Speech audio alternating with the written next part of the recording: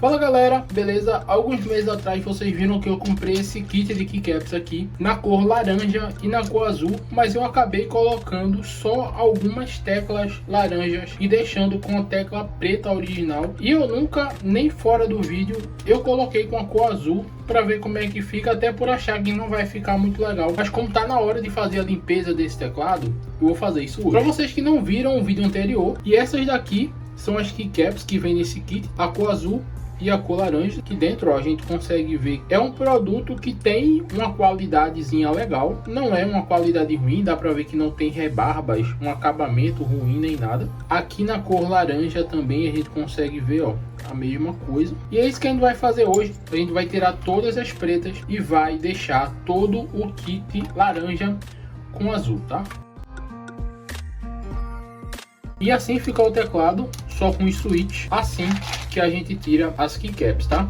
Agora eu vou só separar dali o que é que eu vou usar, porque ali também tem para aquele teclado full. Esse daqui é o 60%, se eu não me engano, esse teclado aqui. Então agora eu vou só separar ali o que é que a gente vai usar aqui. Bora para mais um time-lapse.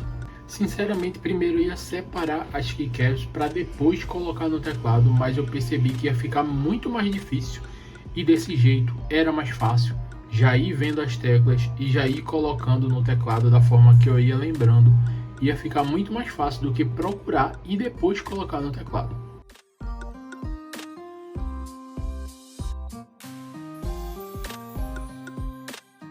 E como eu falei para vocês no início e também no vídeo de unboxing, sobra muita peça. Por quê? Porque esse kit ele já vem pronto para o teclado full, e esse meu teclado ele é 67% ou é 60%, eu vou deixar aí na tela para vocês porque eu não lembro mais. E sobrou essa quantidade aqui de keycaps, porque como eu falei para vocês no unboxing e no começo do vídeo, esse kit ele é para um teclado completo e para um teclado 60%. Então vem tudo junto aqui, então sobra muita tecla aqui, tá? Você pode adaptar algumas coisas, tá? Eu vou mostrar para vocês como ficou legal. Isso daqui eu vou lavar.